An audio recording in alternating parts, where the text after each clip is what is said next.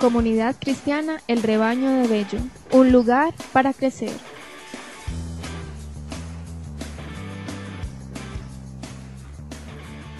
Primera de Corintios capítulo 15, versículo 3. Primero y ante todo les transmití lo que yo mismo había recibido, que Cristo murió por nuestros pecados conforme a lo anunciado en las Escrituras. Repito la segunda parte del versículo 3, que Cristo murió por nuestros pecados conforme a lo anunciado en las Escrituras. Oremos. Padre, en esta mañana te doy gracias porque me permites el gran privilegio de exponer las Sagradas Escrituras. Qué privilegio tan grande, pero a la misma vez, Padre, qué responsabilidad, Señor. Señor, ayúdame a transmitir lo que he preparado para tus hijas y para tus hijos, y permite, Señor, que el tema de hoy sea un tema más que polémico, sea un tema más bien de edificación, de consuelo, de ánimo para todos los que estamos en esta mañana. Señor, permítenos cada día profundizar en las principales doctrinas del cristianismo y sobre todo en este tema fundamental que estamos estudiando, como es la expiación de Cristo en la cruz del Calvario. Señor, ayúdanos a entender, Señor, los efectos, ayúdanos a entender la aplicación que tuvo tu sangre derramada en la cruz del Calvario. Señor, gracias de antemano por todo lo que nos vas a enseñar en la mañana de hoy. Padre, con mucha gratitud oramos en el nombre de Jesús. Amén y amén. Recordemos que la semana pasada yo compartí con ustedes un pasaje de Jeremías capítulo 6 versículo 16 y les refresco la memoria.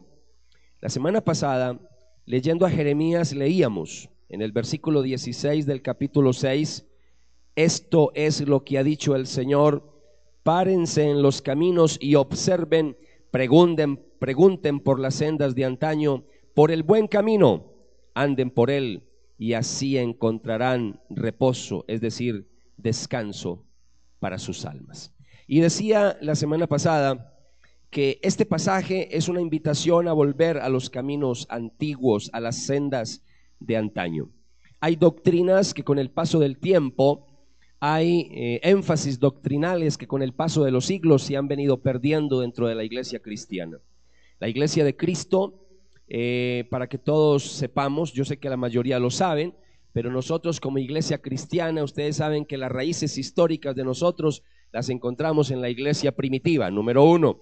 Y número dos, básicamente nuestras raíces las encontramos en la Reforma Protestante, hablando de 1517. Y ahí fue donde estalló la Reforma Protestante en Alemania, después pasó a Francia, a toda Europa, después pasó a los Estados Unidos, después mandaron misioneros a Latinoamérica y ahí estamos nosotros, las iglesias cristianas. Pero dentro de las iglesias cristianas en los últimos años ya casi no hay énfasis en doctrina, hay mucho énfasis en emociones, hay mucho énfasis en milagros, hay mucho énfasis en poder, hablando de apóstoles, etcétera, etcétera, etcétera.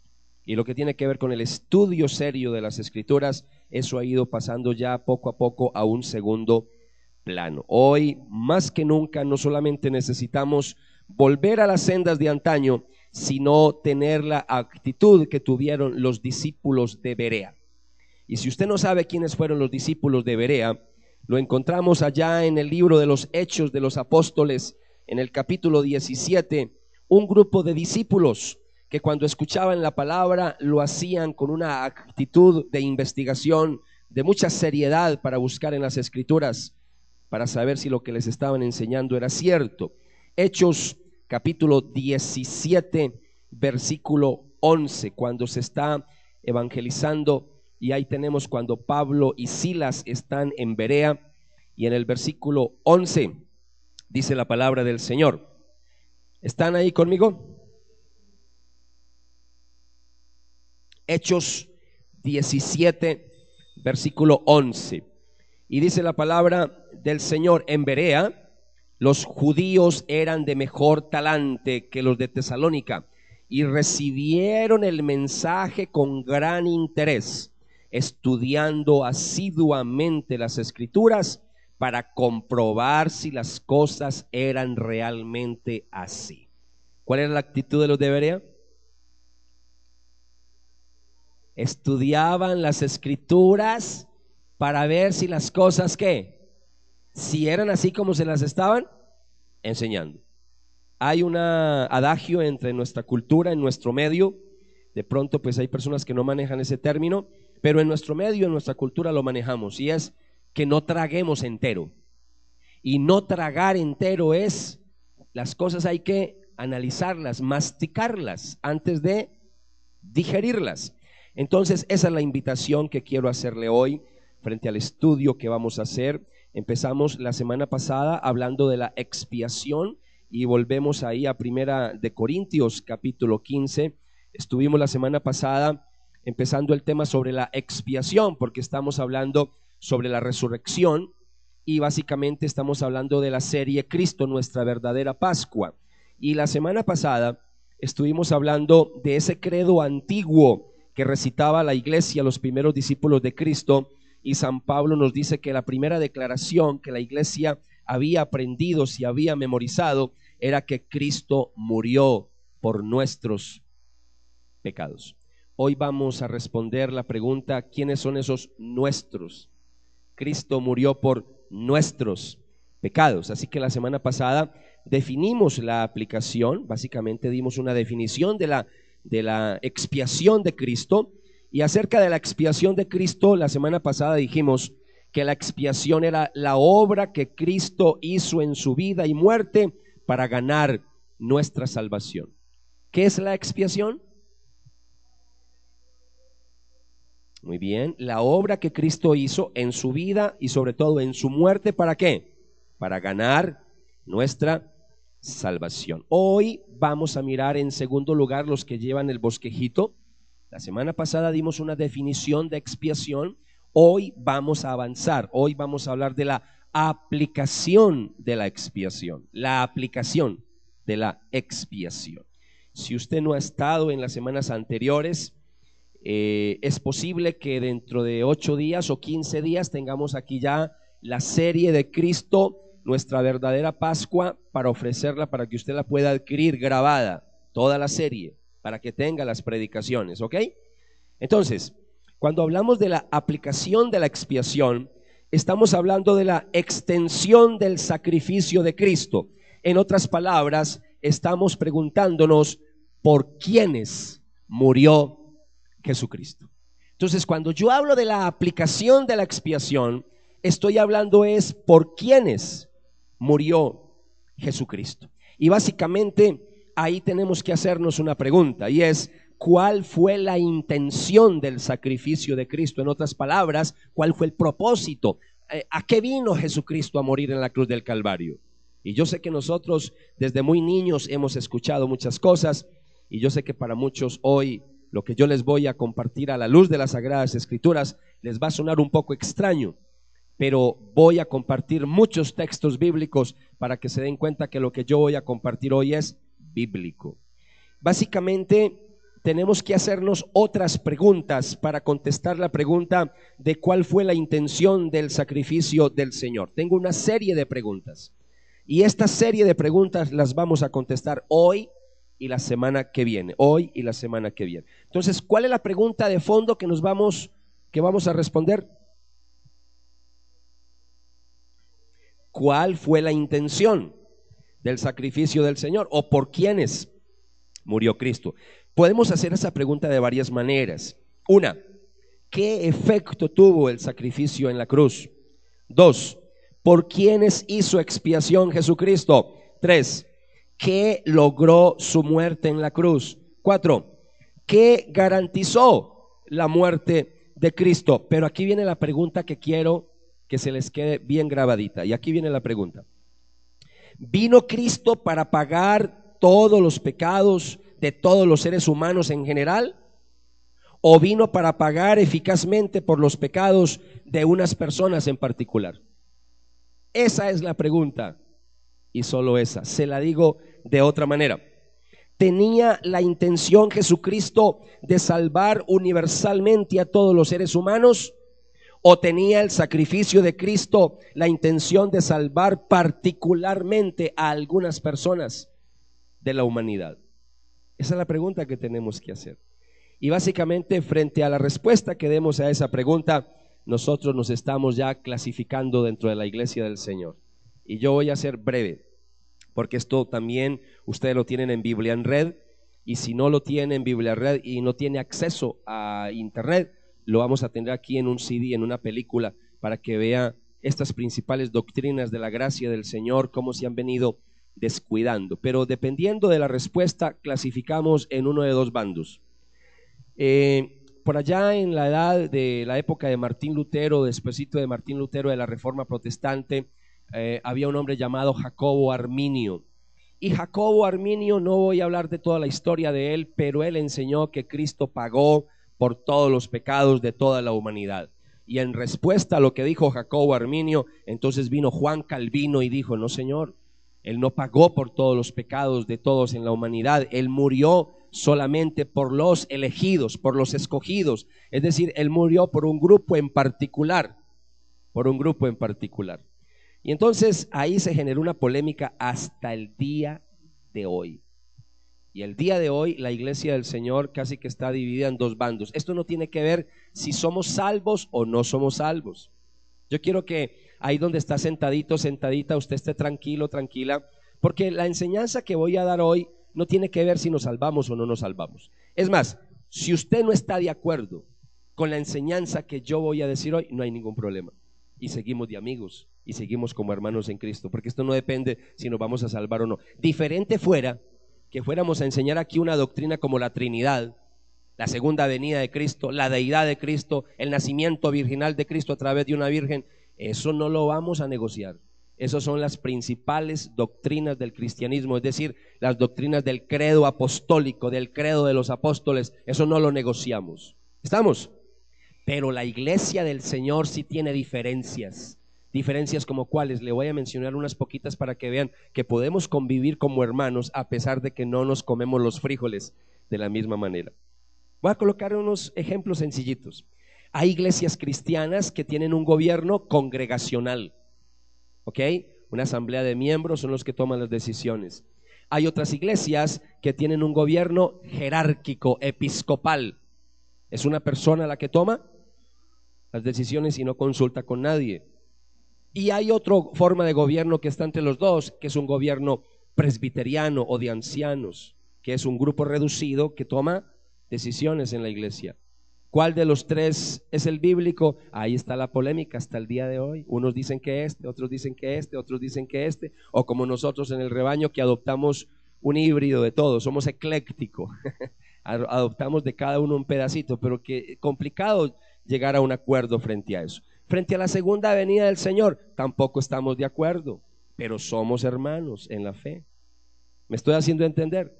La mayoría de pastores y de iglesias enseñan que Cristo viene en las nubes, se queda ahí, se lleva a la iglesia, nadie ve al Señor, viene como ladrón en secreto, se lleva a la iglesia 7 años. Todos los pastores que tenemos, en su mayoría el 90% enseñan eso, pero otros enseñamos otra cosa distinta. Y enseñamos es que Él viene en las nubes, arrebata su iglesia, pero Él no se vuelve. Si es que ya vino, ¿para qué se va a volver? Él viene y arrebata su iglesia, pero sigue descendiendo a la tierra. Y ahí es donde va a separar a la humanidad, las ovejas a la derecha y las cabras a la izquierda. Y habemos pastores, muchos que también enseñamos eso. Pero es una enseñanza donde no todos no estamos de acuerdo. Otra enseñanza donde no estamos de acuerdo todos. Hay iglesias que enseñan que la iglesia no pasa por la gran tribulación. Esos son los que enseñan que Cristo en las nubes y se llevó a la iglesia. Claro, como se la llevó, la iglesia no pasará por la tribulación. Hay otros que sí enseñamos que la iglesia, por supuesto, sí le va a tocar pasar todo ese rollo. No somos nada que diferentes a los primeros cristianos de la iglesia primitiva. Que Dios va a tener misericordia, por supuesto que sí. Pero ahí es donde yo le quiero decir que no estamos de acuerdo en todas las cosas. Muy difícil ponernos de acuerdo. Y voy a tocar un tema hoy donde no estamos de acuerdo. Y de hecho aquí sí le voy a decir que somos una minoría frente a Latinoamérica. En Europa es otra cosa distinta, en Estados Unidos es otra cosa distinta, pero en Latinoamérica somos minoría los que enseñamos esto. ¿Y qué es esto? los que enseñamos, aquí viene la declaración que voy a darles en la mañana de hoy. Lo que divide a los cristianos en este asunto, en lo que tiene que ver con la expiación. Y la declaración es la siguiente, que voy a hacer en esta mañana. La muerte de Cristo fue suficiente para todos, pero eficaz para algunos. Bien sencillita para que la memoricemos. La muerte de Cristo fue suficiente para todos, pero eficaz para algunos. Cuando hablamos de la muerte de Cristo que es suficiente para todos, en eso todos estamos de acuerdo. ¿Estamos de acuerdo en qué? Estamos de acuerdo en que la muerte de Cristo fue suficiente para cubrir los pecados de todas las personas en el mundo. Claro que sí, es suficiente. Pero escúcheme bien, una cosa es decir que es suficiente para cubrir, otra cosa es pagar. Él no pagó por todos los pecados de la humanidad, porque la conclusión sería que si Él pagó, derramó la sangre por cada persona del planeta Tierra, entonces todas las personas van a ser salvas. Y eso fue lo que hemos venido. Es que esta enseñanza no está sacada fuera del contexto. Llevo 4 predicaciones con esta. Empezamos con Isaías capítulo 53 hablando del Cordero de Dios. Y en el Antiguo Testamento, si usted no ha estado en esas conferencias, debe de escucharlas para que no me vaya a sacar esta predicación fuera del contexto. La palabra de Dios en el Antiguo Testamento se hablaba que cuando se sacrificaba un becerro, una oveja, la persona ponía las manos sobre ese animal, se degollaba, se derramaba la sangre y simbólicamente los pecados de la persona eran pasados al animal. Y era como si el animal fuera el sustituto. Moría por mis pecados. Eso lo he compartido 3 predicaciones anteriores. He aquí el Cordero de Dios que quita el pecado del mundo. Escuche, quita. Si el pecado se quitara de todas las personas serían salvas. Y sabemos que no todas las personas son salvas. Entonces, yo quiero empezar con esta declaración que la muerte de Cristo fue suficiente para todos, pero eficaz para algunos, porque aquí es donde tenemos realmente la división entre las iglesias del Señor en uno de los tantos temas en que no estamos de acuerdo. Y para que usted se me haga una pequeña idea en dónde clasificamos, escuche esto. Las iglesias que predican que Cristo murió exactamente por todos los pecados de la humanidad, ahí clasifican. Voy a colocar solamente un referente de 3 referentes como para que usted sepa de cada una, de cada bando. Entonces, los que creen que Cristo murió por todos los pecados de la humanidad, ahí clasifican cuadrangulares, asambleas de Dios, centros de fe y esperanza. Listo, dejemos esos 3 porque hay más. Y al otro lado, los que enseñamos que Cristo pagó solamente por un grupo reducido de personas, que ya vamos a hablar quiénes son esos nuestros pecados, que Cristo murió por nuestros. ¿Quiénes son esos nuestros? Los que creemos que murió por un grupo pequeño de personas. Ahí clasificamos presbiterianos, bautistas, reformados, y voy a mencionar solo 3 para no seguir con la lista. Entonces, ponernos de acuerdo ahí va a ser muy difícil, pero podemos convivir como hermanos. ¿Cierto que sí? Y si no, hablemos de cosas menos trascendentales. He hablado de cosas difíciles. Voy a colocar un ejemplo bien pequeñito de cosas no tan trascendentales. En las iglesias de Cristo hay diferencias externas. ¿Cuáles? Algunas iglesias enseñan que la mujer tiene que dejarse crecer el cabello, que no se lo puede cortar, y sacan Biblia en mano para mostrar eso y todo. Otros enseñamos que olvídese, usted que se gana con tener el cabello largo y la lengua más larga que el cabello. Entonces, ¿qué enseñamos? Enseñamos que no es lo externo, es lo interno. Otros enseñan que no se puede comer ciertos alimentos como morcilla, que porque tiene sangre, sacan Biblia en mano para mostrar esas cosas. Otros enseñamos también con Biblia en mano. No, Señor, nosotros podemos comer de todo si comemos con acción de gracias, porque todo lo que Dios es bueno y nada hay de desecharse. Que si yo me voy a privar de un alimento, que sea simplemente por salud, ¿ok? Mas no por cuestiones religiosas. Y así, ponernos de acuerdo, difícil.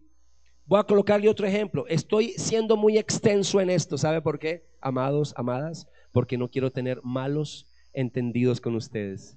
Que si usted escucha esta predicación y no está de acuerdo, no me vaya a salir con el rollo. No, es que allá dijeron que si usted no está de acuerdo con Renzo, que entonces que se fuera de la iglesia. ¿Cómo así? Yo no estoy diciendo eso. Usted puede estar en desacuerdo conmigo y vamos a seguir como hermanos. Eso sí, si usted me está enseñando que la Trinidad no existe, no puede estar con nosotros en este lugar. ¿Sí me estoy haciendo entender?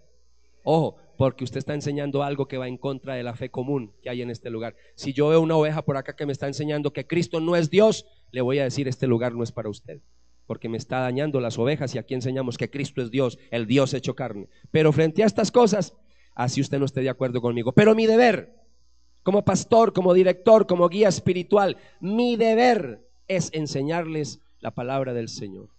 Y esto que les voy a enseñar no me lo inventé ayer ni antier, esto lo he enseñado por más de 17 años. Y digo 17 años porque los primeros años de mi vida cristiana yo no creía en esto que voy a enseñar hoy.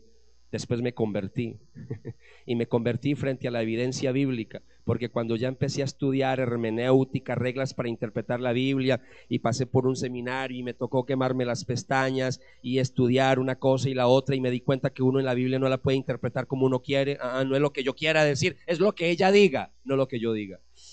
Y dije: ay, Dios mío. Y cuando vi todo ese peso, toda esa evidencia bíblica frente a este tema que les estoy enseñando, claudiqué y no tuve otro remedio sino que hacer un paso al costado, empezar a estudiar todo esto, y desde esa época lo vengo enseñando. Pero son cositas que yo no se las enseño a todo mundo, porque hay ciertos alimentos y ciertas comidas que no se le puede dar a todas las personas porque se indigestan.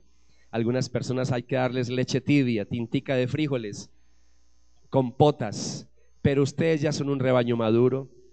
Si usted es una persona que hace poquito viene con nosotros, siéntase privilegiado de escuchar esta enseñanza, porque aquí hay ovejas con 10 años que yo no le he enseñado esto. Póngale cuidado, pero ¿sabe por qué? Porque es necesario que estudiemos doctrina. Y aquí viene entonces la enseñanza, amados, y le oro al Señor que Dios haga con ustedes como hizo con los discípulos del camino de Maús. ¿Qué hizo Cristo con los discípulos del camino de Maús? Si usted no sabe, le invito para que abra la Biblia en San Lucas capítulo 24. San Lucas capítulo 24. San Lucas capítulo 24, versículo 45. Jesús resucitado se le aparece a estos discípulos, no entendían, y dice la palabra del Señor: entonces les abrió la mente para que comprendieran el sentido de las Escrituras. ¿Qué hizo Cristo con los discípulos de Maús? Les abrió la mente para que entendieran las sagradas Escrituras. Que el Señor abra nuestro entendimiento en esta mañana para poder entender esta doctrina tan hermosa, tan preciosa, una doctrina que desde que la supe, desde que la entendí, hizo que me enamorara más de los caminos del Señor. Entonces, ¿cuál es el título de la enseñanza de hoy? La aplicación de la expiación. Y aquí va el primer punto de este bosquejo. El primer punto es: los planes de Dios son reales y eficaces. Repito, los planes del Señor son ¿qué? Reales y eficaces. Con eso lo que estoy diciendo, amados y amadas, es que si Dios había intentado salvar a cada persona en la cruz, entonces cada uno sería salvo mediante ella. ¿Sabe por qué? Porque la palabra de Dios dice que cuando Dios planea algo, lo ejecuta. Así de sencillo. Cuando Dios planea algo, lo ejecuta. Por eso Él dice que el que empezó en ustedes la obra, la perfeccionará hasta el fin. Él no deja nada a medias. Y escúcheme, si la intención hubiera sido haber pagado por los pecados de todas las personas en la cruz, entonces todas las personas serían salvas, y sabemos que así no es. No todos van a ser salvos. Tengo una lista larga de los planes de Dios que son perfectos, maravillosos, pero no tengo sino uno por cuestiones de tiempo. Isaías capítulo 46, versículo 10 y versículo 11. Abra su Biblia ahí. Isaías capítulo 46, versículo 10 y versículo 11. Y dice la palabra: anuncio el futuro desde el principio, de antemano lo que no ha sucedido, hago que se mantengan mis decisiones, llevo a cabo todo lo que quiero. Lo dije y lo llevaré a cabo. Lo decidí y lo realizaré. En otras palabras, repito, los planes de Dios son ¿qué? Reales y eficaces. Y aquí le voy a decir algo: si la muerte de Cristo hubiera tenido la intención de salvar a todos los seres humanos, entonces debemos de decir una de dos cosas. La conclusión es una de dos cosas: o Dios fue incapaz, no fue capaz, se frustró su plan.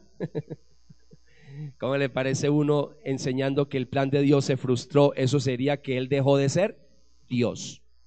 Si ve el peligro que es decir cosas a veces porque humanamente no entendemos. Bíblicamente yo no puedo decir que un plan de Dios se frustró, porque Dios es perfecto en todo lo que hace. Entonces, si Cristo hubiera tenido la intención de pagar por todos los pecados de la humanidad, entonces el plan de Dios se frustró, o otra cosa es, no quiso llevar a cabo su plan.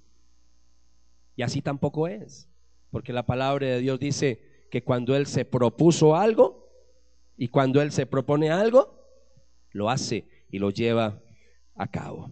Entonces, recordemos que Cristo dijo en alguna oportunidad palabras del mismo Señor. No voy a dar las citas bíblicas, ustedes las conocen, pero recuerde que Jesús dijo en alguna oportunidad: ancho y espacioso es el camino que lleva a la perdición, y muchos son los que entran por ese camino. Ancha y espaciosa es la puerta que lleva a la perdición, y también muchos entran por esa puerta, pero angosto y estrecho es el camino y la puerta que lleva a la salvación. O sea que Cristo fue muy claro en decir que la gran parte de la humanidad no iba a creer en Él. ¿Sí me estoy haciendo entender? Eso está obviamente en los evangelios, no voy a dar todas las citas. Entonces, la respuesta, escúcheme bien lo que les voy a decir. Entonces, la pregunta que tenemos y la respuesta es: la salvación de Cristo lograda en la cruz, cuando Él muere en la cruz, ¿esa salvación fue potencial o eficaz? Esa es la pregunta que tenemos que hacer. Los arminianos dicen potencial. Los reformados, los bautistas decimos eficaz. Potencial es, ahí estuvo con todo el potencial, ahí está. Es para el que quiera llegar allá, el que quiera lo recibe y se beneficia del sacrificio. Mientras que los reformados decimos, no, Él murió eficazmente, derramó su sangre, y cuando yo llego a recibir al Señor no es tanto porque yo haya querido, sino porque Dios en su misericordia me llamó a formar parte de su pueblo. Entonces, la respuesta es: aquellos por quienes se efectuó la expiación son las mismas personas que en realidad son salvas. Así que la expiación no es potencial, la salvación es eficaz, la expiación es eficaz, así de sencillo. Entonces, aquí viene algo que les voy a volver a preguntar, y es la misma pregunta que nos hemos hecho toda esta mañana en esta predicación. ¿Fue la intención de Cristo expiar el pecado de todos los seres humanos, o solamente de expiar los pecados de un grupo en particular? Pues la respuesta que yo quiero dar es la segunda, que Él realmente expió los pecados de un grupo en particular. Entonces, el bosquejo tenemos: expiación, la aplicación de la expiación. Número 1, los planes de Dios son ¿qué? Reales y eficaces. Número 2, segundo punto del bosquejo: la Biblia enseña que la expiación es limitada a un grupo en particular. Ya vamos a explicar eso. La Biblia enseña que la expiación es limitada a un grupo en particular.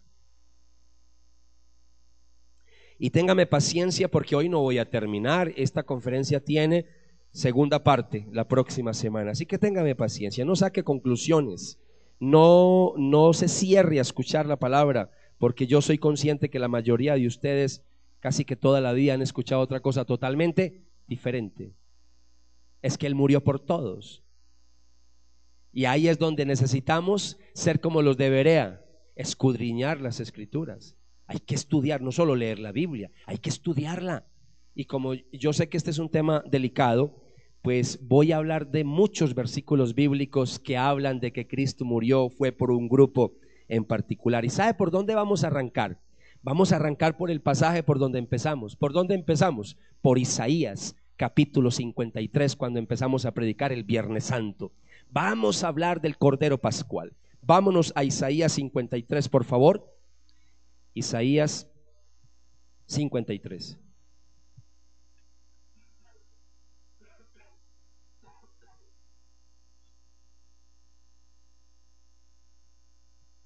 ¿Ya llegaron ahí? Isaías capítulo 53.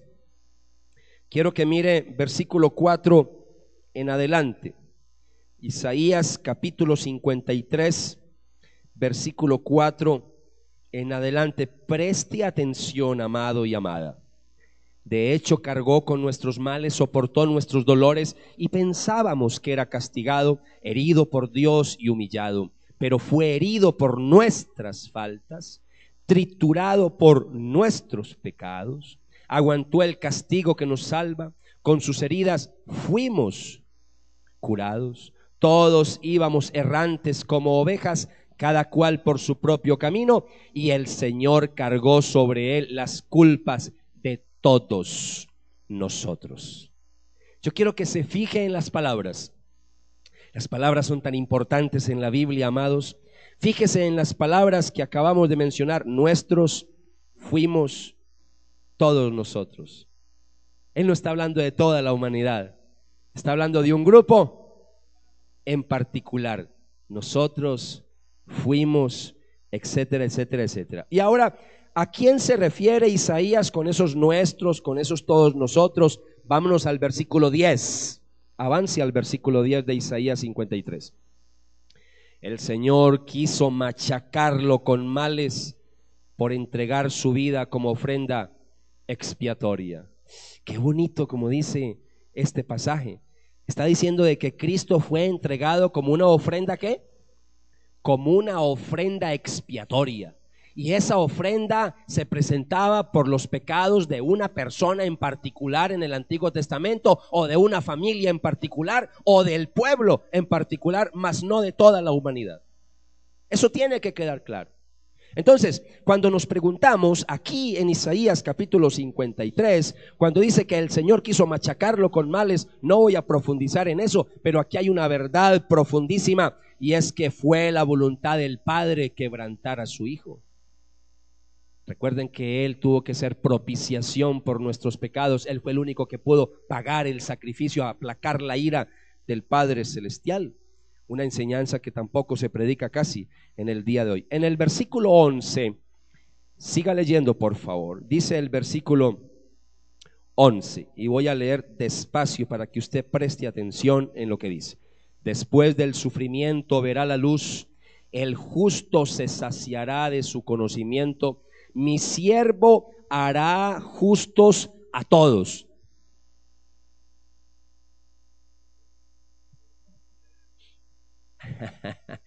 Mi siervo, hablando del Señor, hará justo, es decir, pagará por los pecados. ¿Dice de todos? No, la Biblia dice por muchos, pues cargó con los pecados de ellos. ¿Qué pecados cargó el Señor en la cruz? ¿El de todos o el de muchos? Según la palabra de Dios, el de muchos, pues cargó con los pecados de ellos. Le daré a todos en posesión, tendrá como botín una multitud, pues expuso su vida a la muerte y fue contado entre los rebeldes. Cargó con la culpa de todos o de muchos, de muchos, e intercedió por los rebeldes. Cuando dice que expuso su vida a la muerte y dice que como botín recibió una multitud, gloria a Dios que los creyentes somos una multitud, gloria a Dios, pero somos una minoría comparados con el resto de la humanidad. Somos un grupito pequeñito comparado con el resto de la humanidad, pero es una gran multitud. Quise empezar por acá, amados, porque la Biblia es clara en que son muchos y no son todos. Ahora bien, como sé que para algunos de ustedes ahí van a tener un poquito de, ay, ¿cómo así? Esto está como muy... Yo le voy a pedir que se relaje. que respire profundo y que téngame paciencia, porque yo soy de los que no enseño un solo versículo para enseñar algo. No, ¿qué tal? Yo soy de los que doy un cúmulo de pasajes para que usted realmente quede bien. Mi propósito no es convencerle de nada, es mostrarle lo que ya la Biblia dice. Yo no voy a convencerlo de nada, le voy a mostrarle lo que la Biblia dice. Ya si usted no quiere caminar en esta parte, no hay ningún problema, siga enseñando que Cristo murió por todos los hombres y no hay ningún problema. Seguimos siendo hermanos y hermanas en Cristo.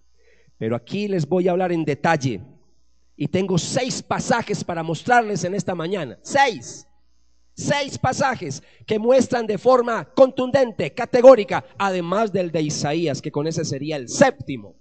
Así que son 7 pasajes bíblicos que vamos a ver realmente en esta mañana. El primero, Isaías. Se dice que murió por muchos. Ahora vamos a ver 6 pasajes para que hablemos de 6 figuras que utiliza el Nuevo Testamento para hablar detalladamente de que la expiación de Cristo es limitada a un grupo en particular, no general, sino particular. Y aquí viene la que más me gusta, la figura que más me gusta. Y vamos a ver de que Cristo vino a salvar en primer lugar a sus ovejas. ¿A quién vino Cristo a salvar? ¿Todos los seres humanos son ovejas del Señor? No, nunca. Él mismo lo dijo. San Juan capítulo 10 versículo 15. San Juan capítulo 10 versículo 15. San Juan capítulo 10 versículo 15, la segunda parte. El Señor dice, todo el pasaje léaselo en su casa, es hermosísimo, la alegoría del pastor y el rebaño. Pero en el versículo 15 Jesús da una verdad contundente hablando de su muerte, y él dice, doy mi vida por las ovejas. Él lo dijo así categórico, que daba la vida por las ovejas. Y en ningún lugar de la Biblia se enseña que el buen pastor dio su vida por aquellas personas que no eran sus ovejas. Eso no lo enseña la Biblia. Muéstreme un versículo donde diga que el Señor murió por las cabras. Usted no lo va a encontrar. Usted va a encontrar es que las cabras van a ser colocadas al lado izquierdo en el día del juicio final. Pero las cabras, en ningún pasaje de la Biblia se enseña que él haya muerto por las cabras. Todo lo contrario, él murió fue por sus ovejas. Y si no le queda claro lo que le estoy diciendo, Biblia en mano, versículo 26. Cuando yo le diga Biblia en mano, esto es mostrando. Esto es demostrando, como dice por allá un profeta, a la luz y al testimonio. A la luz y al testimonio. Versículo 26. Los judíos, los fariseos que empezaron a rechazar esa enseñanza de Jesús, ustedes saben que el versículo lema del rebaño es el versículo 27. Mis ovejas reconocen mi voz y yo las conozco y ellas me siguen. Es el versículo lema de nosotros. Pero el versículo anterior al 27 es muy interesante, porque el versículo 26 nos habla del rechazo de los fariseos, de la incredulidad de los fariseos. Y dice el Señor, le dijo a los fariseos, ustedes sin embargo no me creen. ¿Y sabe por qué no me creen? Porque no son ovejas de mi rebaño. ¿Por qué no creen los fariseos? ¿Por qué no creyeron? Porque no eran ovejas del rebaño. ¿Y él dio su vida por quién? No por esos fariseos. ¿Me estoy haciendo entender? No lo digo yo, lo dice la palabra del Señor. Y dije que iba a empezar por las ovejas porque nosotros nos llamamos grupos de oración el rebaño, así, ese es nuestro nombre. Y aquí siempre hablamos en un lenguaje pastoril, los del rebaño. Qué lindo saber que el Señor murió fue por sus ovejas y no por las cabras. Lo que pasa es que algunos, qué pesar, y digo qué pesar porque es un mal entendimiento de las Escrituras. Algunos presentan a Cristo ahí, como dicen que murió por todos, lo presentan ahí como rogándole a la gente, rogándole que lo acepten. Ahí pobrecito, no es que no me quisieron recibir. ¿Cómo así? Es todo lo contrario. Qué lindo cuando el Señor dijo, nadie viene a mí si mi Padre no me lo trae. Y cuando Él dice, vengan a mí los que están trabajados y cargados, Él es el que llama. Él no está ahí rogando. Yo sé que esto tiene mucha polémica y hay muchas preguntas que usted puede hacer, pero la próxima semana voy a hablar de por qué muchos no creen en esto. Lo voy a hacer la próxima semana. Hoy solamente me voy a limitar a mostrarle lo que enseña la Biblia. Vámonos para la segunda figura. ¿A quiénes vino Cristo a salvar? Número 1, a sus ovejas. Número 2, a su pueblo. ¿A quién vino Cristo a salvar? A su pueblo. Mateo 1:21. Biblia en mano.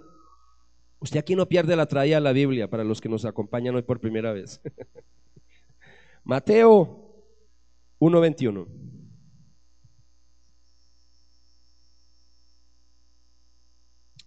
San Mateo capítulo 1 versículo 21. Cuando se está hablando aquí del nacimiento de Jesús, mire lo que dice Mateo, inspirado por el Espíritu Santo. Mire lo que dice el versículo 21. ¿Están conmigo? Y cuando dé a luz a su hijo, tú le pondrás por nombre Jesús. ¿Y sabe por qué? Porque él salvará a toda la humanidad de sus pecados.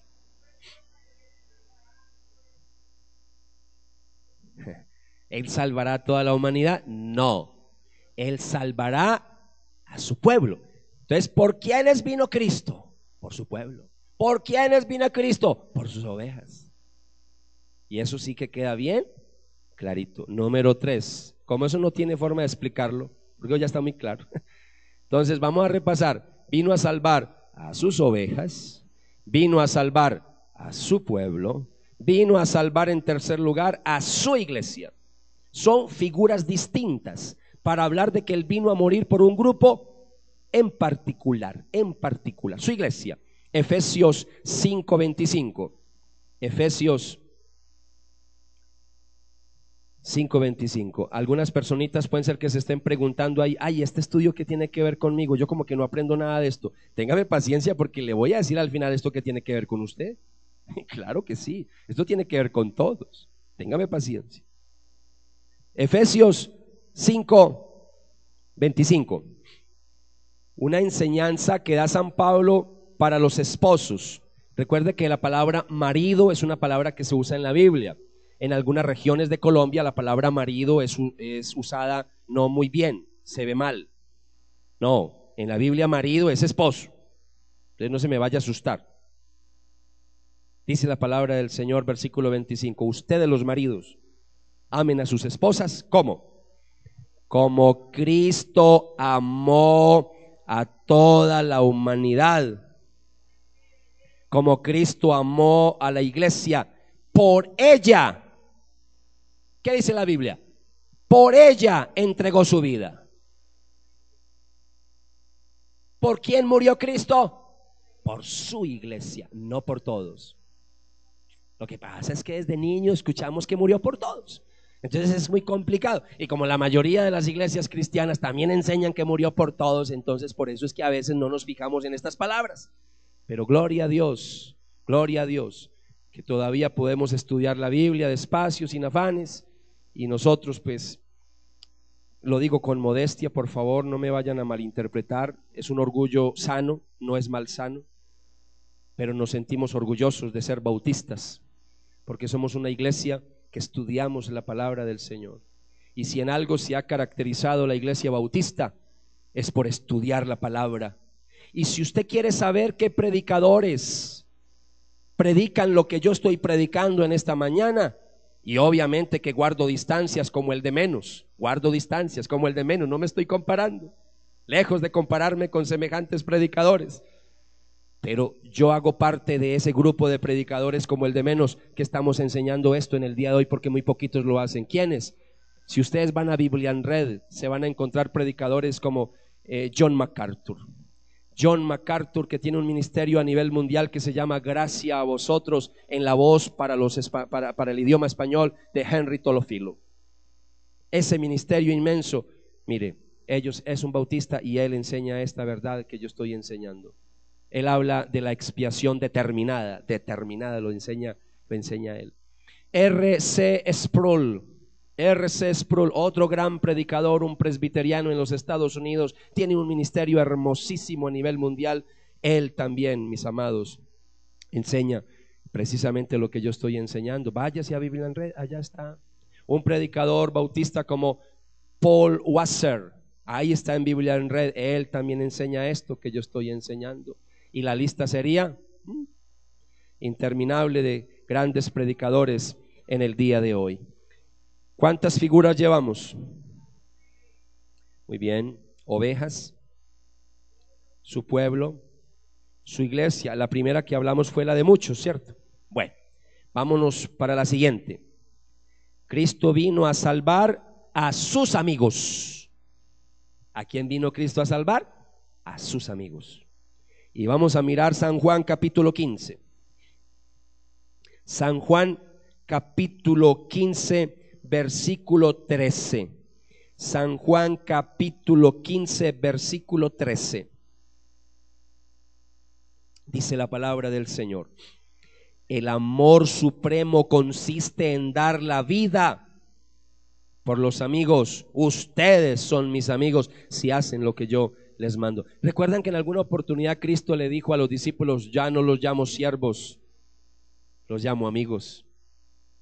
Entonces Cristo vino a morir por amigos y enemigos, solo por los amigos, no por los enemigos.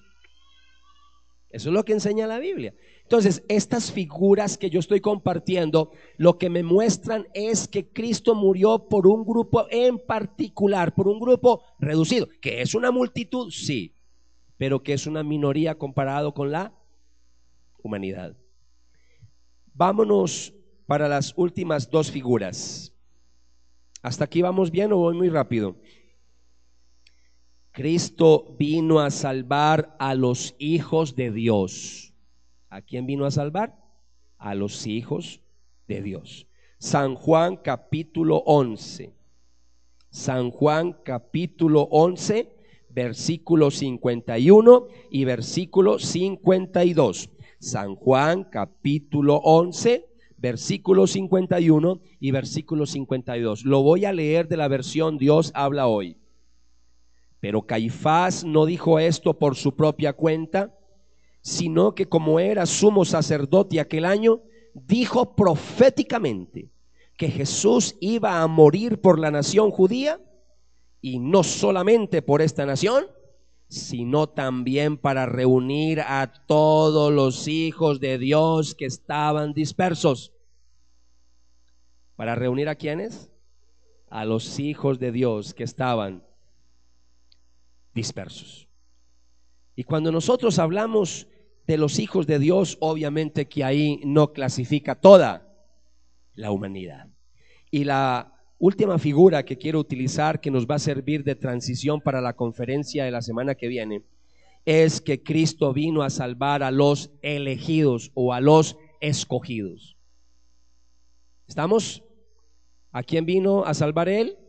¿A los elegidos o a los escogidos de Dios? Romanos capítulo 8, versículo 28 al 30, versículos 28 al 30. Romanos capítulo 8, versículos 28 al 30, dice la palabra del Señor.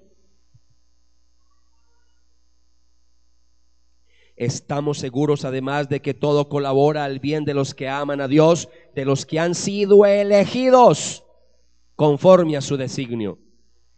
Esta enseñanza yo tuve que darla en el contexto de lo que estoy hablando de la Pascua, pero esta enseñanza queda mucho más clara cuando entendemos primero de que somos escogidos por Dios. Cuando yo entiendo que soy un escogido por Dios, que soy un predestinado por Dios, que Él me escogió desde antes de la fundación del mundo, esta enseñanza queda mucho más clara. Pero bueno, como ese no es mi tema hoy, la próxima semana lo voy a ampliar. La próxima semana voy a ampliar un poquito esto de los escogidos. Hoy no lo puedo hacer por el tiempo. Entonces dice la palabra del Señor, después de que Pablo dice que somos elegidos, escogidos conforme a su voluntad, versículo 29, porque a quienes Dios conoció de antemano, los predestinó también desde el principio a reproducir la imagen de su Hijo, que había de ser el primogénito entre muchos hermanos. Y a quienes predestinó desde un principio, también los llamó. Y a quienes llamó, los restableció en su amistad, es decir, los justificó. Y a quienes restableció en su amistad, los hizo partícipes de su gloria. ¿Está hablando de toda la humanidad? No. Está hablando de lo que hizo con los escogidos de Dios. A los escogidos de Dios en algún momento el Señor los ¿qué? Los llama. Y después de que los llama, empieza a hacer la obra de ¿qué? De salvación, de crecimiento espiritual y de santificación en esa persona. Y hay otro pasaje que es el que yo quiero dejarles ya. Es la última cita bíblica por si está cansado de buscar. San Juan capítulo 6. Hoy sí estuvimos en un maratón bíblico, ¿cierto? San Juan capítulo 6, versículo 37 y 39.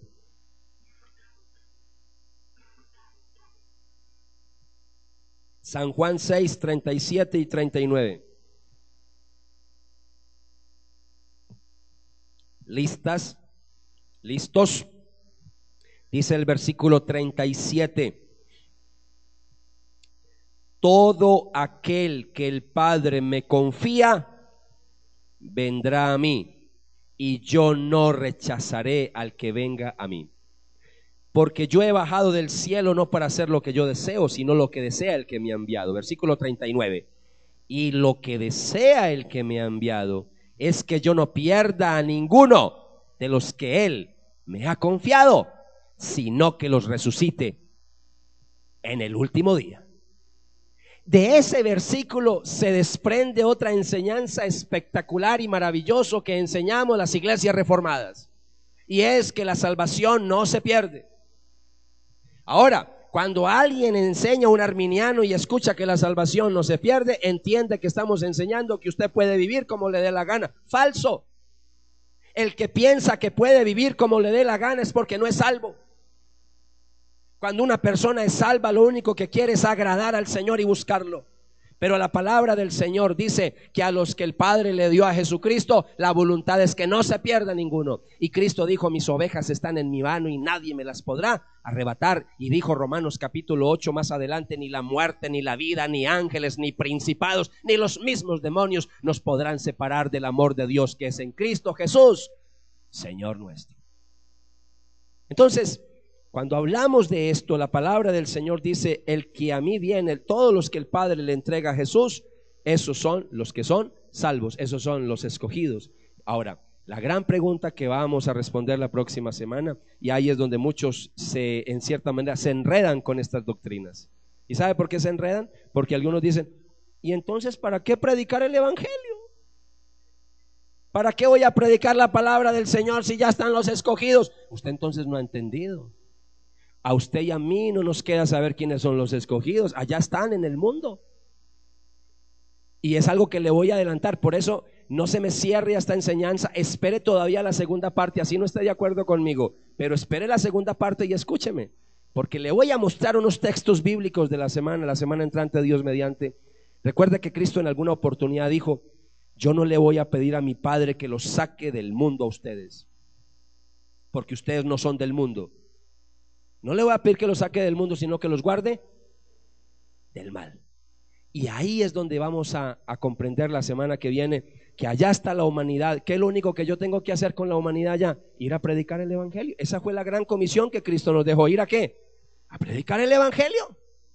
Mire, las iglesias bautistas, para que usted entienda algo, conociendo un poquito la historia, son las iglesias más misioneras que hay en el mundo.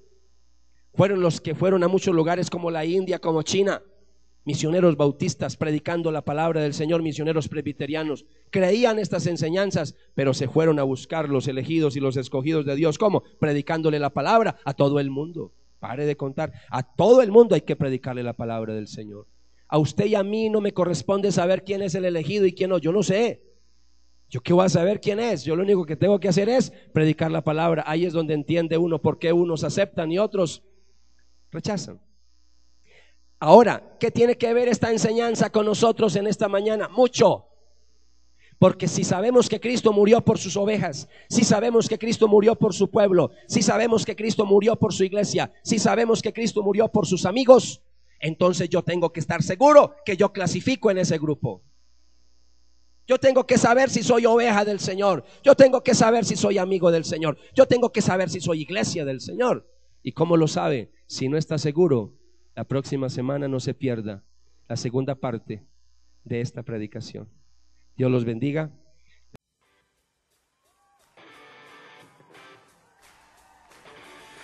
Gracias por escucharnos. Si deseas más información sobre nosotros, visítanos en nuestro sitio web www.rebano.net o escríbanos a comunidadelrebano@gmail.com. También puedes comunicarte con nosotros al teléfono 272-0733 o visítanos en nuestra celebración el día sábado a las 7 de la noche en la carrera 50, número 5270, Bello, Antioquia, Colombia. Te esperamos.